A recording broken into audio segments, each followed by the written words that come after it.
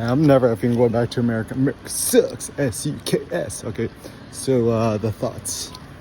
Phnom Penh, especially BKK1, is the bet. Like, I've been to all the major cities on the planet, and it is like your ultimate Archimedes lever to life. So first and foremost, it's a very calm, peaceful, respectful, beautiful, aesthetic, simple, lovely, wonderful, amazing, perfect culture. Perfect culture. Am I the first one? Okay, so this is my thoughts.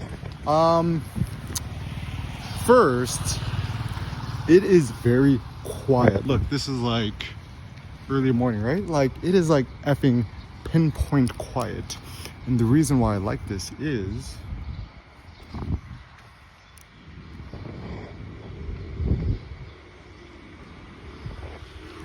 as a photographer, walker, enjoyer of the streets, it's actually an extremely walkable city. And it's so amazing because there is so much new construction and stuff being built all the time, like, all the time. And every single time that I just walk by a new place, like a place that was just like a pile of rubble like 2 days ago, is like this brand spanking new like plastic surgery center. JTAR 3. And so it becomes oh yeah, look how quiet the streets are. Like kind of crazy. So as a consequence, I personally love it because like you hear the birds in the trees, right? So the reason I personally love it is it really does seem that peace and quiet is okay. It's the most quiet, peaceful, beautiful city I've been to. That's a big city, Phnom Penh. And actually, the reason I think the big issue of Phnom Penh, the reason it has a marketing problem, Phnom Penh is very, very difficult for foreigners to pronounce, remember, spell. Like even in Apple voice dictation, I try to voice dictate Phnom Penh, it never catches it. Even Khmer, Khmer, right, is not registered. Even the good thing with ChatGPT, it actually the audio mic thing, it actually pulls it up. But anyways, so I mean, I don't know, probably unlikely unless the city renames itself into something simpler. I mean, one of the simple ideas, people just call it PP, short for Phnom Penh, but it's funny too because to Americans, we think of PP like PP. Korea, Chosrak, Pam Street, 63. 63 is the best street. I love the street. But anyways, so yeah, I think it's important because, I could give you a mansion in Beverly Hills with the trillion Lambos, and you ain't gonna be happy. Life in LA sucks. Life in America sucks. And I think the only reason people are there is because they have no other options. Like, so for example, most people have jobs there, they can't leave. And hilarious, now COVID's over, right? The hilarity is everybody was allowed to work from home, Apple and Google, whatever, right? Now they're all like chained back to their desks, right? And I mean, if you think of it from a sociological perspective, it makes sense because all these middle managers want to assert control and dominance over their lazy workers, over their little serfs, like, World of Warcraft, ready to work, right? So as a consequence, the incentives are misaligned. Other thing that's very interesting. So for example, economics rules everything around me. So wage-wise, you're a full-time cleaner. You're making $250 a day. $250 a month in Phnom Penh. And if you 10x that, that's like earning a $2,500 salary in the States, which is like, livable, right?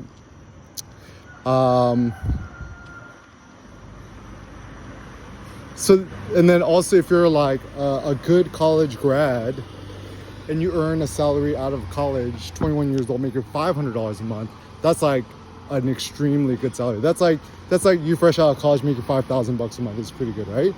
The holy grail for a young person is that $1,000 a month, which is like, imagine you fresh out of college making $10,000 a month. Like that's pretty good, right? Or $2,000 a month is like, imagine you earning $20,000 a month, which is like even pretty big by adult standards. So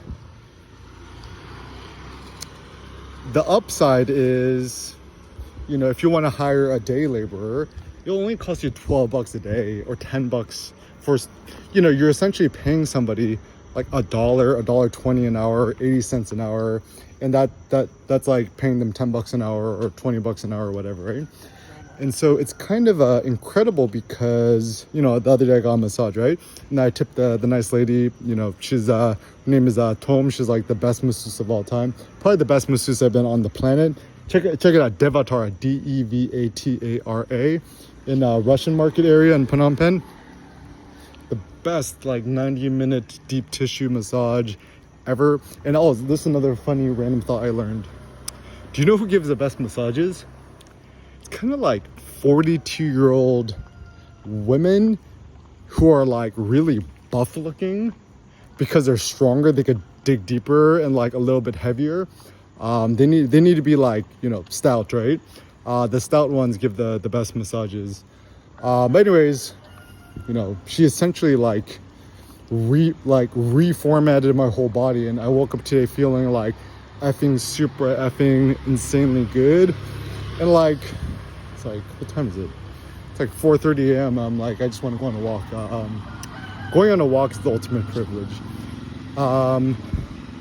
Simple thoughts to think about life. So the first thought is physics, physicality, your body, your legs. The privilege of being able to be outside, walk 30,000 steps a day is the ultimate privilege. Like, if you could have a lifestyle in which you could just be outside walking around for 8 hours a day, and A, have the strength, and B, the courage or whatever, right? That's like the ultimate freedom. And, I was even meditating on this too. And, I was doing some research. Apparently if you're like, I had this interesting observation. Why is it that whenever I'm indoors with air conditioning, I get like super sleepy, tired, lethargic. I lose all my power. And one of the theories is actually when you're indoors with AC, no fresh air, the oxygen air particles is actually lesser. And also when you're outside, you get like the sunshine, which is like steroids, right? Whereas if you are indoors, you don't get the sunlight. And like even the nicest indoor halogen tungsten LED happy lamp thingy, right, is only like 1% of like the power of the natural sun. So the sun is the best. And also like, from trees, flora, microparticles, blah blahs, it's pretty good. Also what's kind of fun about Phnom Penh too is the streets very, very clean, because Khmer Cambodian culture, I think it actually very, very much prizes itself on hygiene. So every morning you always see the people with the little brooms sweeping up, and it's extremely meditative. I love it. I'll never get sick of it. I feel like I live in Phnom Penh for like 5,000 years and I'll never get tired of it, because even every single day I'm walking around the streets, same neighborhood, right? 63. I want to live here till I'm 63 years old. The upside is, once again, you see all these places opening, close. Oh, another fun fact too, right? Like they have like, okay, in the prime real estate here, somebody's selling a coffee shop, right? They're selling the business for only $5,000, $5,000 US, and rent is like $500 a month. So it's like everything here is affordable. Even if you want to start a fancy Michelin star restaurant, to rent a villa that you could essentially turn into a business, it will only cost you $2,500 US a month. So here, if you could dream it, you could make it.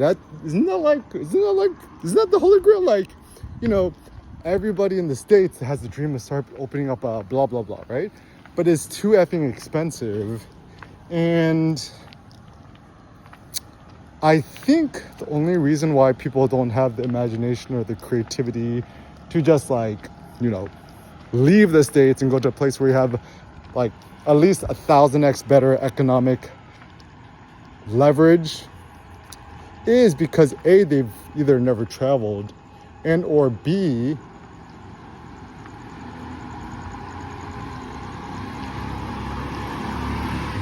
they might lack the imagination or the creativity. To be continued. All right, continuing. Oh, also, fun fact. iPad Pro in selfie mode, ultra wide video is probably the best vlogging device insofar much as it's very, very good for,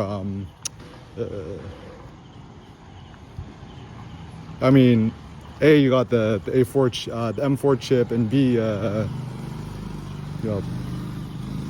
it says it has like a studio quality microphone.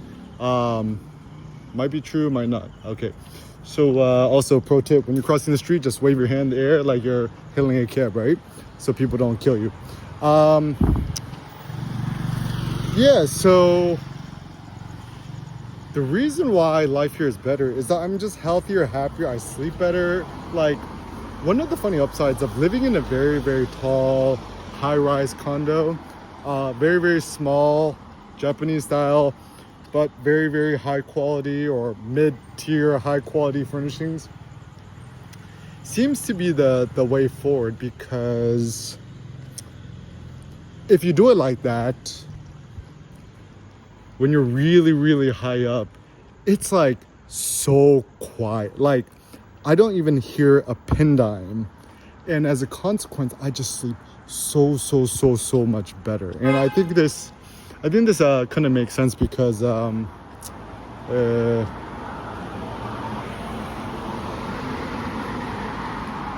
like if you can sleep better, anything is possible. Cambodia, my second home. Cambodia, my first home. Yeah, so it kind of makes sense. All these places are being open, and people do the akunchiran, the hand peace sign thing together, right? It's actually very, very kind of calming, and actually very, very lovely, because like with almost 100% hit rate, you do it to anybody, right? They're always going to respond back in kind, right? So there's kind of like a social reciprocity thing, which is very, very uplifting, very, very affirming. Whereas like, you think about the typical, antisocial LA person, right? And my typical thought is, don't go there. The dog says, don't go there. Okay. Watch out for the rabies. That dog don't like me. Alright. I won't go your way, buddy. Okay. Listen to the dogs. Let's walk on this street.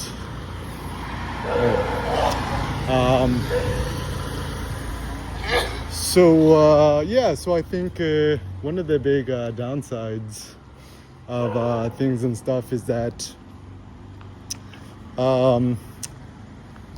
it's so interesting, because even if you is wealthy in America, life is still just like not good. Like, you have to deal with traffic, stress, and I think one of the critical issues of life in the States is that it feels like there's no more opportunity, even if you're like super rich, right? I mean, the last frontier is Bitcoin. Bitcoin is the only way. So if you want to be super rich, just buy MSTR, MSTU, Bitcoins, whatevs, right? But for the rest of the planet, yeah, America is it's kind of tapped out, is my personal opinion. I think kind of like one of my friends at the gym, Coco, who's like a businessman who's lived in Shanghai for 10 years. He's originally Taiwanese, live in Vancouver, whatever, right? Moved to Vietnam. He actually had an interesting theory. He said like, so when America was doing the Cold War with Russia, that's when China built itself because it was just being ignored. So his theory was like super interesting, is that now that America's at war with China, other countries which are like more dormant, like India, Vietnam, Cambodia, are going to be the ones that win. So why Cambodia over Thailand? The simple answer is Thailand has too many weird foreigner people there. Like, simply put, too many weirdos. Get away from the weirdos. And I think what's interesting about Cambodian Khmer culture. Oh, also another learning point. Okay, so what's the difference between Cambodian, Khmer, and something, right? So hats off to the professor. So Khmer is the local ethnicity, right? It's like being Han, Chinese, or Korean, right? Cambodia is the nation state, which is like United States, right? So for example, if you're from America, your nationality is American, but your ethnicity or your race or whatever you want to call it, right, is like, I don't know, what are you, Russian American, Ukrainian, Korean, Chinese, Taiwanese, like that becomes like that, right? But what's kind of really cool about being here is, I'm just like talking locals, right? It don't matter if your family's like ethnic Thai or Chinese or Vietnamese, whatever, right? Like everyone is Khmer, Khmer. It's spelled Khmer, like Khmer Rouge, but it's pronounced Khmer, which just like sounds much better on the ears. So I'm like low key thinking about starting a Bitcoin treasury company here in Cambodia. Just we'll see what happens. And I think also, I'm just studying the history, right? Cambodia is intelligent because they pursue a neutralist. Wow, the breeze feels really good. A neutralist strategy, and this actually is kind of like what I personally believe in, right? Is that they are not antagonistic towards nobodies, and that makes it for a very, very stable, forward-looking country. Consider, right? Everyone here speaks English. Everyone here uses the US dollar and the Khmer Real. You can stop by any bank, ABA bank, right? You toss in your American Visa debit card, right? It spits out $100 US dollar bills that are not folded. Oh, another pro tip. You ever come here, do not fold the $100 bills. Even if you have the worst, tiniest crack in it, people ain't gonna accept it. It makes me appreciate currency more, right? And also I'm just like watching people, right? Cambodian people, they trust and they like the Khmer Real, the KHR, right? So other fun notes, the big yellow one, that's like essentially their $100 bill. To us Americans, it's like $12. So it's amazing because like you get a massage, you give them two of the yellow ones, right? And then Khmer people massage, right? They know what it feels like, right? So like my masseuse, I gave her two of those, right, for her kids. She did a backflip. She was so happy, right? It's like, imagine if you got a massage and you tip the masseuse $200. Like that's cool. And what's great here is like everyone. Most people, right? Their goal is like eat good food. Billion. Like if you want to become a billionaire, just move to Phnom Penh. Like it's super obvious, right? Live in BKK1, or live in the Royal Palace area are the best places. Just choose somewhere which is very quiet. And you can just rent, right? It's very easy, and get Telegram. I've also been appreciating Telegram because It is the only country I've been to where Telegram is the de facto standard. I was studying a little bit about the history. I think it's the one of the government people got delisted on Facebook, and he's like, all right, no more Facebook, we're all switching to Telegram because they can't censor us. And it becomes this interesting double-edged sword because the government cannot surveil on the citizens because Telegram is super decentralized, right? And therefore, people could communicate much more openly without being scared, right? Like, for example, in Vietnam, the government could flip a switch and just turn off all of Facebook like they often do, right? And then as a consequence, all these businesses that rely on Facebook and Messenger, WhatsApp, everything, right? Like, it's all shut down. Like, they can't access it. It was not good. And what's also interesting about Cambodia in terms of the culture, there's this aphorism, right? Like, or one of the critiques that the Vietnamese emperor had like 400 years ago of Cambodia is that Cambodians will only grow enough rice to feed themselves for 2 meals and never restore any surplus. So Cambodian Khmer culture is interesting because they are like the ultimate presentist culture that is very present. And this becomes interesting to me because, economic development is all about saving and surplus, right? Yet, like, the paradox of Cambodia, and what makes it so awesome, is that you have a culture in which it promotes hard work, saving money, not being extravagant, being humble, and it's not a dog-eat-dog society. Here, it's like kind of like a mutual flourishing strategy, which is actually much nicer. So, for example, in Vietnam, life there is too cutthroat. Everyone's addicted to Facebook, right? Here, like, the pace of life is much like calm. Even young people who are just like on TikTok, everything's just so much like nicer and cuter. Like, everything's much more like Genki and Sabai. Sabai is my new favorite word. It just means like happiness, joyfulness, right? Super Sabai, right? Kanyom super Sabai. And yeah, so I mean, certainly no place is forever. I think Phnom Penh specifically right now is the prime launch pad for anything on the planet. And the strategic location of Cambodia being here in the center, I call it like the new rising dragon. I personally think that Phnom Penh is going to become the next Singapore, the next Seoul, or, essentially the new Manhattan of Asia, Southeast Asia. A new terminology you want to learn too. They call it the Mekong area, the Mekong Delta. Because it's like, is it Asia? Is it Southeast Asia? East is like something else, right? Also, plans I have on is maybe in the near future, I would like to go to Laos, to Vientiane. Apparently the people are super insanely nice, even to Vietnamese people, which is surprising. And yeah, so as America continues their trade war with China, the two big losers are going to be both China and America. I think America is going to lose. China is going to lose. I think typically if you think about this, right, any country that goes to war is typically just kind of a distraction of like structural issues.